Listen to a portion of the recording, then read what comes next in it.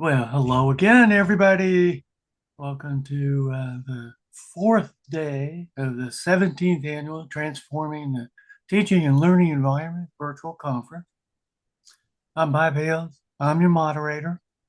We have with us Nicole Barta, who's a faculty member in the School of Education at Gonzaga University, whose basketball team is a little weak this year, isn't it, Oh, compared to don't that? remind us about that. She is the director of the Center for Teaching and Advising. She specializes in faculty development and efforts focusing on teaching, learning, assessment, course design, and the holistic evaluation of teaching. And she's going to talk about feedback frameworks, strategies for closing the loop to enhance education. So, Nicole, take it away. Thanks, Bob. Thanks for inviting me. Hello, everyone. I'm going to put into the chat a Google document that has the resources for this session today. So I'll be referencing them at certain points throughout. Get my slideshow up here.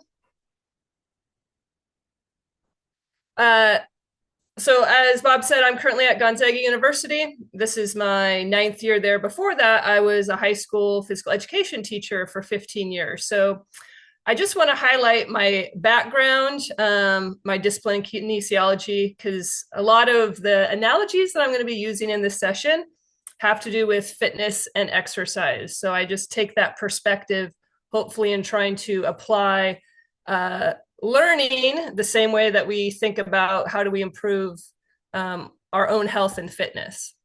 So our session objectives today, what we're going to be doing during this session are looking at feedback frameworks and how they can enhance teaching and learning. We're going to reflect on your application of feedback principles. And then by the end, you should be able to create a course level feedback framework. So essentially be able to answer the question, how can feedback frameworks enhance teaching and learning?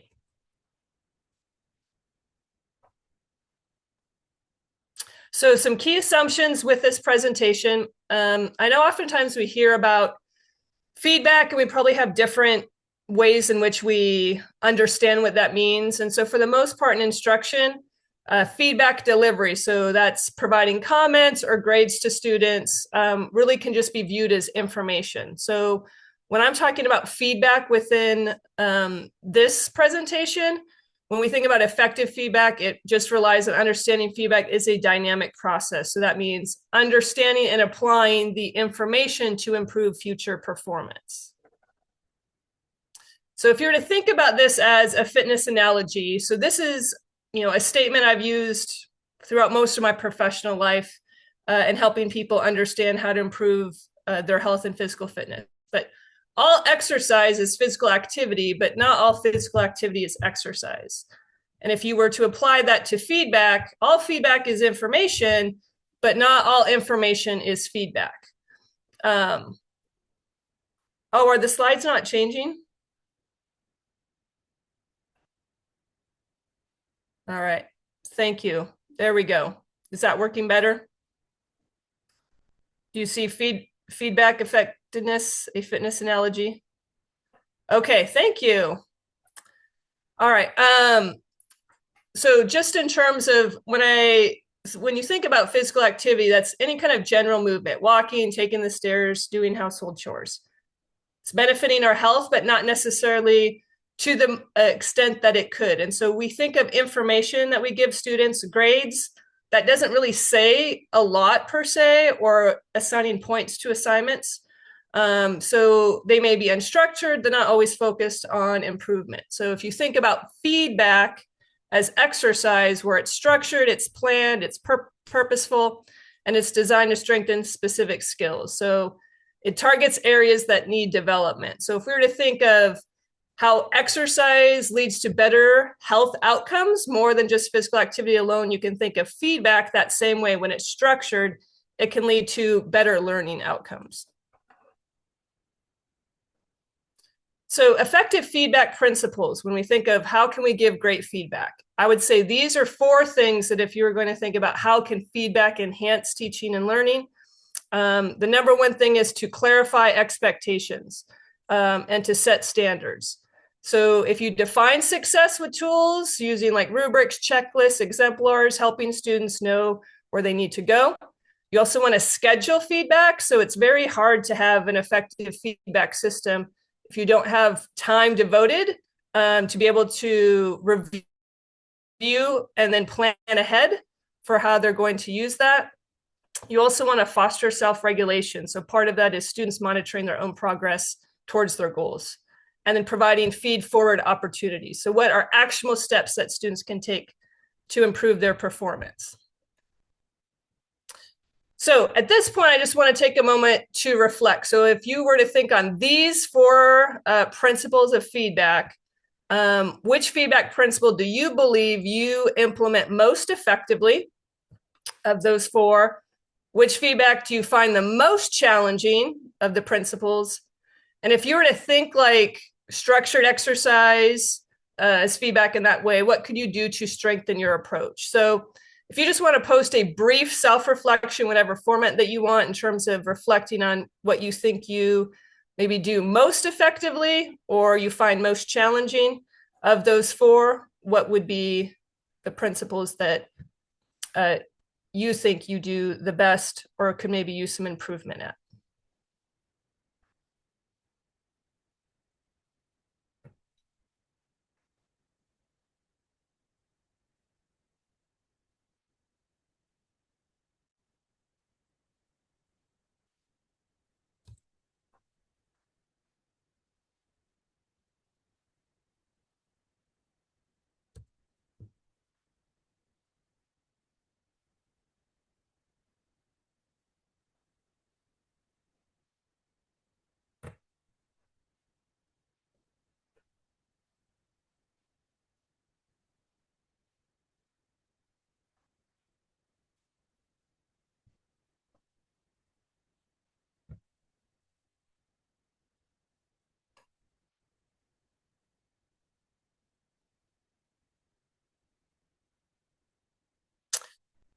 So a few in terms of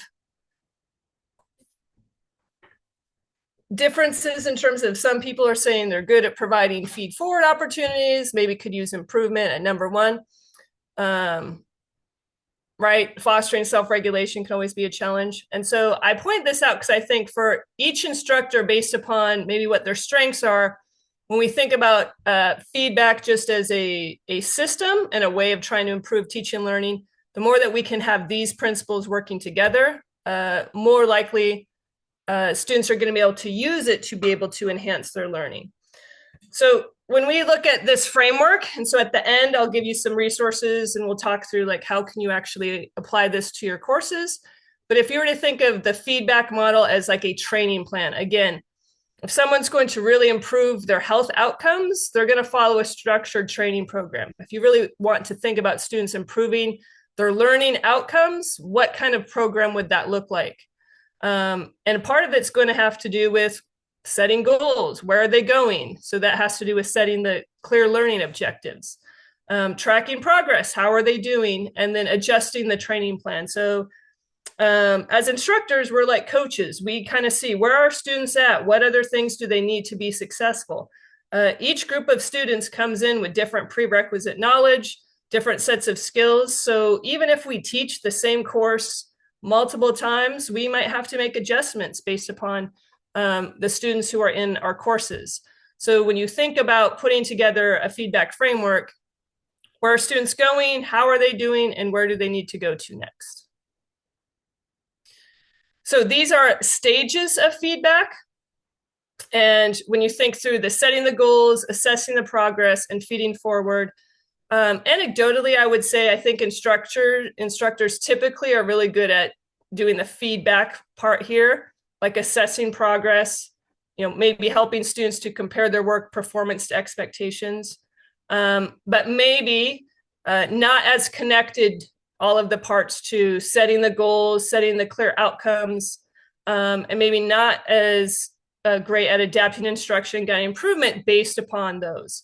So I would say, just in thinking and working with instructors, we have part of this down, but if we could connect all of these pieces to help students know the full cycle, that's where closing the loop happens to improve their teaching and learning. So key features of this model, again, students have a central and active role in feedback. So when we think of it as just being feedback, something as a one-way direction from instructors, that's more information. So we have to think of feedback, and I know closing the loop is a term that's used in assessment a lot, but instructors need to have a plan for feedback as part of the instructional process. So it should be incorporated into the design of the assessment. So when you saw those stages, needed to think ahead of time, what are the outcomes? How are we going to track that we're meeting them? And then how can students monitor if they're actually accomplishing the goals that they set out? So also on feedback levels, so you have different levels of feedback as far as what are you giving feedback on, or how are students understanding the feedback? So for the most part, we most likely do task, right? So you'll have an assignment, let's just say a research paper that you're having students do. You outline the requirements. So that's feedback levels on the task. You give them feedback on the quality of the final output, how well it meets the criteria or learning intentions. But also feedback on the process. So to write a research paper involves a lot of interdisciplinary skills.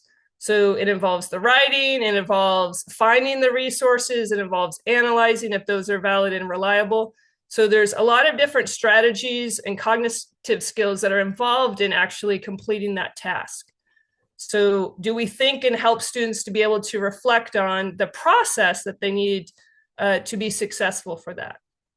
And then also self-regulatory. So similar to if you think about fitness along the way, you're probably not going to be able to reach your goals if you're not monitoring and ensuring that the plan that you set out, you're following. So same way with certain types of tasks that we have for students, like the research paper, those things need to take time and evolve. So are we providing students with the prompts to be able to regulate their learning to know that they are on track? So if we were to put together this framework just for task, and we think about the different stages, right? So if we had prompts for students, these would be things that you could use to try and help them set goals or know what the expectations are. So if you're familiar with the TILT framework, teaching transparency in teaching and learning, so they're it's a good framework to be able to say the purpose of this assignment is to, and then they establish what the criteria is. So that's the feeding up part, clear goals and expectations. The feeding back part, right? This assignment meets this criteria. This area needs revisions. So this is where we're providing information to students on how well they're doing. But then the last part here, feeding forward. So when students get back something, are we providing information to improve the quality for the next time? So what are the steps to be able to take this and actually show, I saw what I did here or what I can do next time to be able to improve? So when we look at a task, right, here are the strategies as far as setting the goals, letting students know where they're at, and then feeding that forward. So one of the things here, and I'm just going to use the example of a push-up, for example, and I know many people as adults who still have very poor push-up form. Part of that I would just say is whether you have a personal trainer or a physical education teacher who did not close the loop on helping students to understand, right, what is the proper form for a push-up. So in this case, as an instructor, helping students to know what is the correct hand position, what should your body position look like? So if I were to close the loop on this task of performing an effective push-up, there are multiple strategies that I could use to help students know that so that they don't continue to use improper form. Probably one of the best things is to use video because oftentimes if you keep telling them your back's a certain way, they can't really see it unless they see themselves doing it. So closing loop means I don't just let you continue to go in a wrong direction. I help you to see where there's an error, help you know what is the most important. In this case, your hand positioning is causing you to do this, and continue to reinforce that so that the next time they're doing this, they actually have the form correct. So if we're just to stop here for a minute, and then you could maybe just put some examples into chat. Like, what is a task in your course where you think I need to maybe stop here and just do this learning check or an understanding check that could help students know what I really mean is important here? So the example I gave is, I really need to stop with students and check their hand position on the push-up, because if they don't have that part right, the rest of it, it's not going to go well. So what is a task in your course where stopping to do this check to make sure students know what's most important would be a great thing to ensure that they don't go on in a different direction?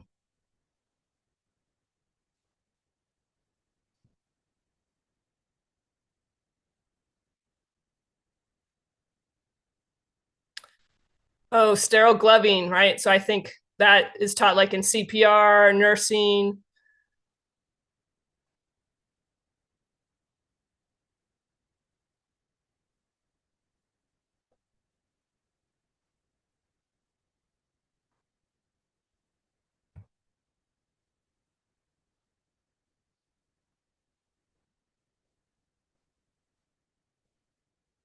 Another example I can think of is with students in terms of being able to read a research paper, or even be able to do an APA citation before they turn in their final product. There should be a check several weeks in advance that they're actually able to read through a research paper or to be able to do an APA citation.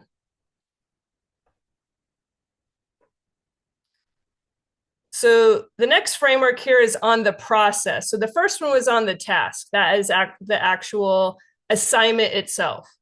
So in terms of the feedback framework on process, this is helping students understand what skills that they're going to be using for this task, or strategies that they can use to complete this assignment. So this is particularly important where you're having students work on something that's going to be over a period of time: projects, speeches, research papers, essays, even a final exam. So this has helping students to know what strategies that they're going to use so that they're ensured that the step-by-step process over time. And so these are prompts that you can use at each of the different stages to help students know what are the strategies, or I'm going to know that you have these skills. So as Tracy put in here for gloving, I know that you're going to be able to do this, and that it's apparent in how you're able to do this by, and you're showing them, they're showing you how that they can do that. So this is also having students think about what challenges that they're facing in order to reach their goal. So the same way when you think about achieving high levels of physical fitness, what are the things that are getting in the way? Sometimes it's time management. Sometimes it's not access to the appropriate equipment. So having students stop and reflect on what are the approaches they're using, or what are the resources that they don't have access to, that if we could change these things, they would actually be able to produce a higher quality product. So in this case, and again, just going back to the research paper, if students really don't understand how to use library resources or databases, that's going to be a challenge, right? So when we think of that process, we might reflect on and think, that case, I might need to invite an instructional librarian into my courses to help students know how do they best access these resources. And so stopping to have students reflect on their process to ensure that they're able to reach the goal, that's where this feedback framework is most useful. And then the last one is on the self-regulatory. So how are you monitoring your progress? So I think oftentimes in most classes, we feel like we have all of this content and we're not ever going to, if we stop for any amount of time, we're not going to be able to cover all of the content. Unfortunately, that may lead to a lot of superficial learning. So when we think of this self-regulatory, We want to ensure that students are on track to be able to actually show that they are achieving the skills or gaining the conceptual knowledge. How are they monitoring their progress? So this is about students taking ownership for their own learning. So encouraging them to set specific process goals, key steps. So how are they going to use certain planning tools to be able to accomplish this task? Again, this is something that's very important when you have projects where it's over the course of period of weeks, over the whole semester. So instructors can build progress checks into the course. You can encourage peer accountability, use reflective prompts that guide students in evaluating their own learning. So using self-assessment tools. So this is helping students by integrating this into the course, improving their product and reinforcing that here's the goal that you have. Are you on track to meet this? So if you're at this point in the semester and you haven't accomplished this amount, you're going to maybe have to change the strategies that you're using to be able to accomplish this goal. I'm just going to put back into chat in case someone joined afterwards, the resources here.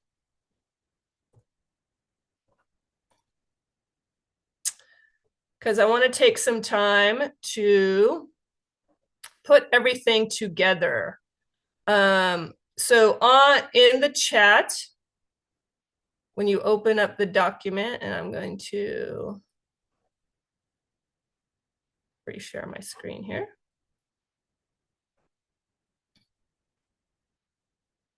So link to the presentation, and then here,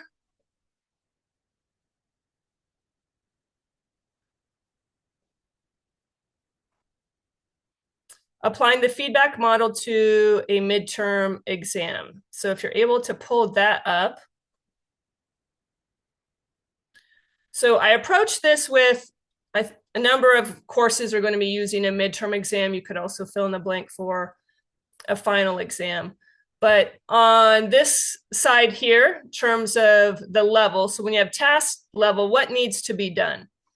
So this outlines like how the instructor will be able to make it clear, like what is happening with this exam, the types of questions, the learning outcomes, and then identifying strengths, areas for improvement. So this would be once they actually look at how students performed. And then assuming, right, after midterm that there's going to be some other learning final exam, what are the next steps for areas of improvement? And what are your final exam preparation plans? So this is on the task. The middle column is all about strategies. So this is how it's done for instructors. So these would be things that instructors could do to help closing the feedback loop in terms of even ahead of time would be providing an exam task analysis sheet. So being very clear about what students should know and be able to do on the exam, having students work on practice problems in classes, using exemplars or sample responses, and then also giving time in class for students to review their exam results. So oftentimes, I think I'm guilty of this as well. We hand our students back feedback, all the notes on it, but very rarely are we integrating time in class for students to stop, look over, and then to reflect on, why did I do this well? Is it because I actually knew this content, or did I just guess? Or what was the mistake here? So I missed this question, but why did it? Why did I? Did I misunderstand the directions and I actually knew the content? Or was it because I really didn't know this content and I couldn't do that? So part of this is having students look over so that they're able to actually change a strategy for next time to be able to improve their performance. So you might actually, after an exam, have them filled out some kind of feedback form as they're reviewing to be able to identify what are areas where they thought, this is the reason why maybe I didn't get this answer correct. Here's what I could do differently. You could also provide a class level analysis. So this could be highlighting areas where students did very well. So in looking at a class, let's say 80% of students understood this concept. You could say we have this, but if on certain questions that we're measuring a different concept, and let's say like only 50% of students, you could say, here's an area as a class that we're going to work on, and then show them how in another session we're going to come back to this, because I feel like we could use more time in understanding this concept. If you're going to have a final exam, you might even have students complete an action plan. So here's how I performed on the midterm. Here's what I'm going to do now, knowing I'm going to have a final exam, and then offer targeted review sessions or optional practice quizzes, different strategies for that, to say, over the next 3 months, here are the ways that you can use to prepare for the final, knowing that it's very similar to the midterm. And then the last part is helping them to monitor and adjust their learning. So, how will you assess your readiness for the exam? So this could be before the midterm, before the final, helping them to think the study strategies that they're going to use. And those are different based upon your content. So retrieval practice is the number one study strategy if you're having to memorize content. Depending upon the type of exam, that's why it's important to be able to do this first part with students, because if it's a writing or synthesis, that's very different than having to memorize concepts. So you want to help students be able to know the study strategies that are most effective based upon the types of questions that might be on the exam. So you might even be able to help them do a self-assessment checklist. These are the things that I'm going to need to do before the exam to feel prepared. And then reflecting on what strategies worked well for you. So again, after they receive the results, reflecting on what can I do differently for next time. You might even put them into groups, partnering them up. So having them to compare what strategies worked well. So if certain students said, here's a strategy I used and here's why I was effective, then they can become their own teaching partners to be able to help each other to improve for next time. Students can also ask to set specific measurable learning goals. So what are you going to do before the final exam? And then you might say, schedule a check-in, a few activities. We're going to sit down and look at this plan in the first 5 minutes of class at this time to see how well that you are progressing. So I'm going to go back to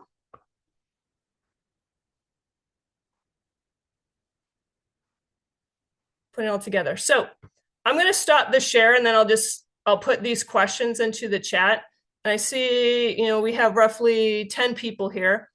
But then I would just like to open it up as far as if people would like to share any of the following. So maybe there's something that they have done in their courses as an example, or thinking about an assessment in your course. So I just gave one as a midterm exam, but how you could adapt the framework to be able to do more structured and meaningful feedback.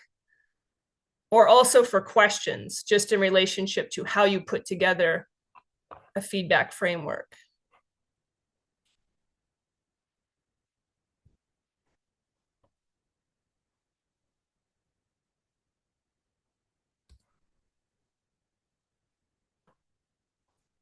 So here are those reflection questions.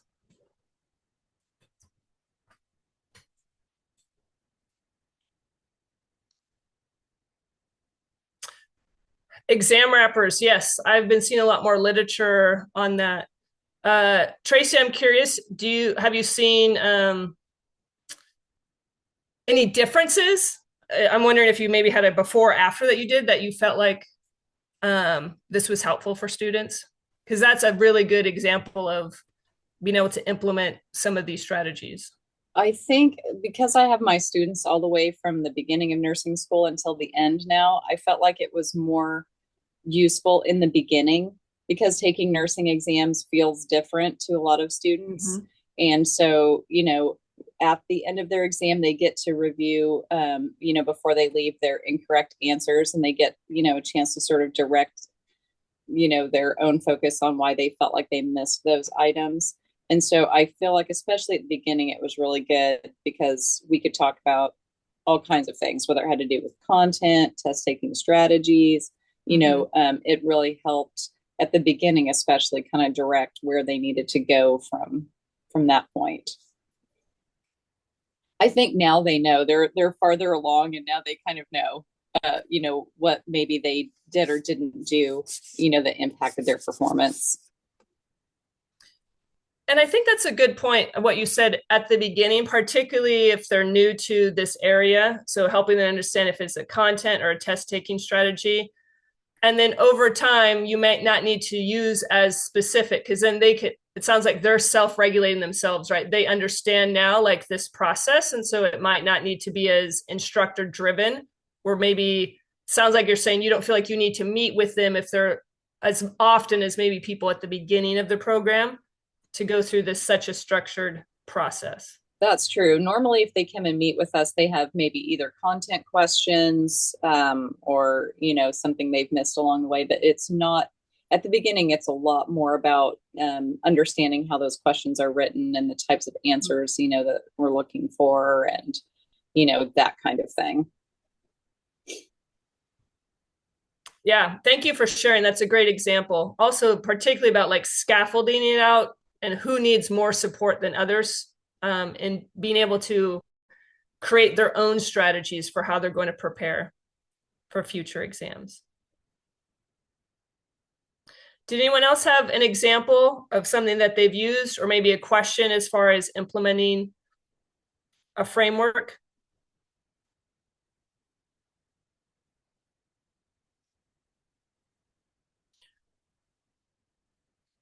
Yes. Students bring in many incorrect assumptions. So a lot of the feeding up support was needed to get students on the right track.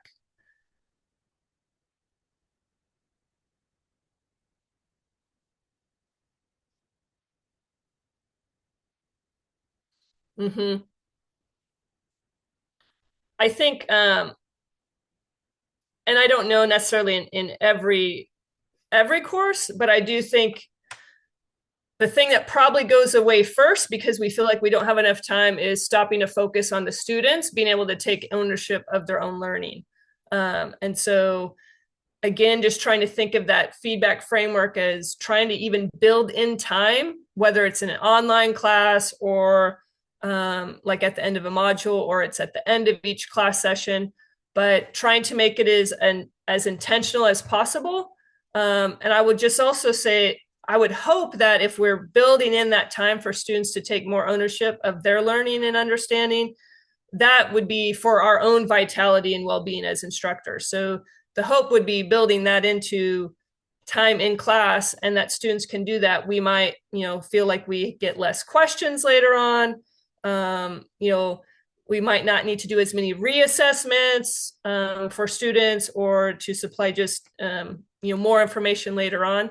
So I think it could be a proactive approach to being even more time efficient.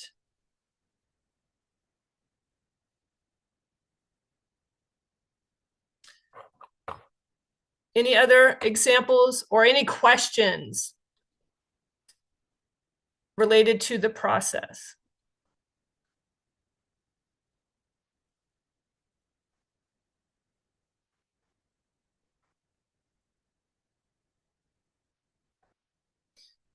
All right, I want to share here. So on the Google Doc. So here would be a applying the feedback model template. So this would be a blank one. So I filled it in with just some like very basic for a midterm exam. And again, that wasn't very discipline specific.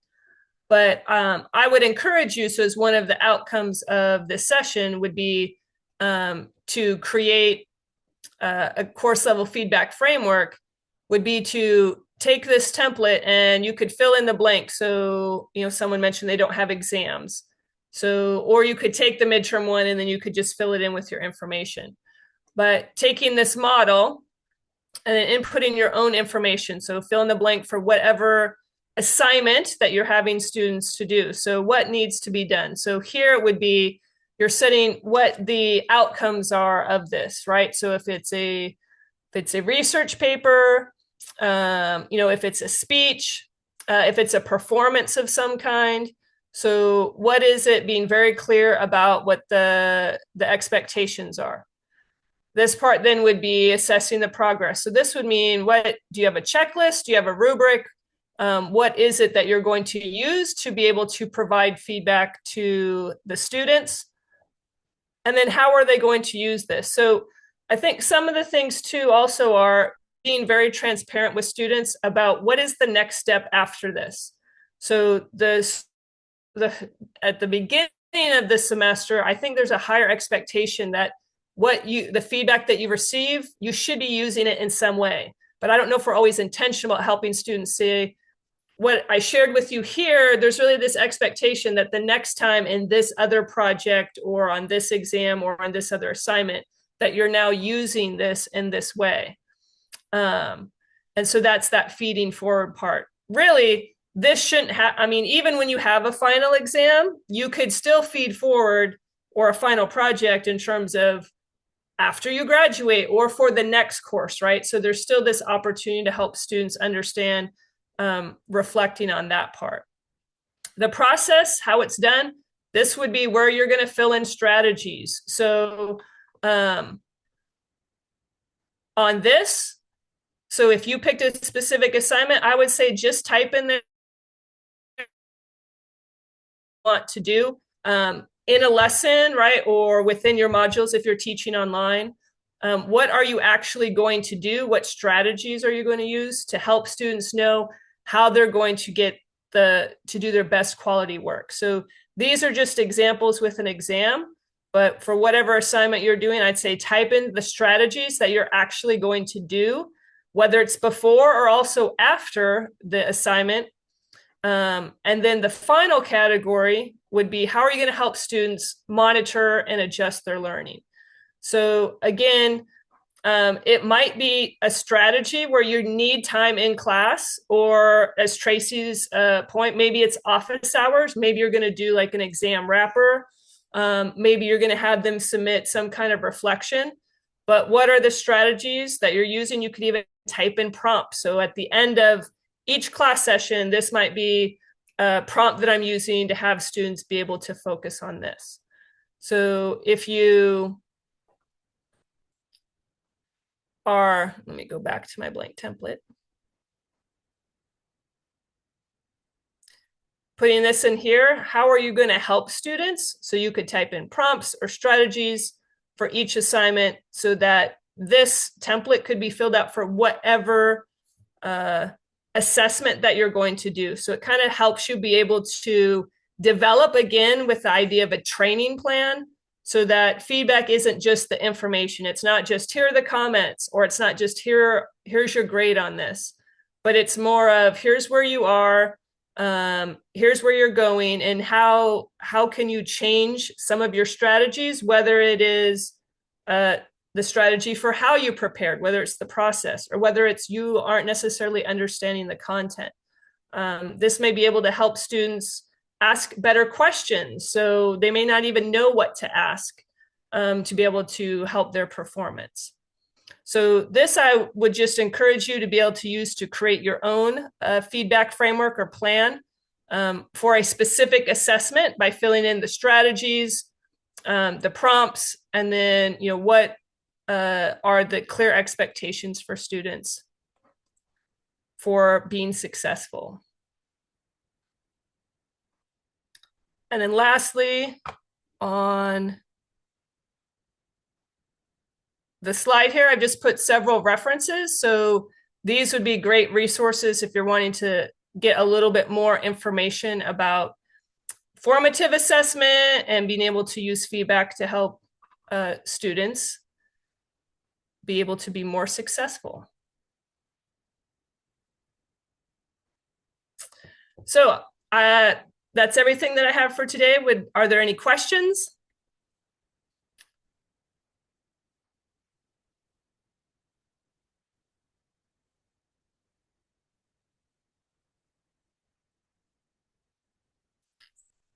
All right, thank you. And thank you, Bob, for inviting me. I hope you all enjoy the rest of the conference. Thank you very much. Thank you, Nicole. Yep. Really appreciate it. Good information. Thank you. Okay. Hopefully see folks top the hour again for another session.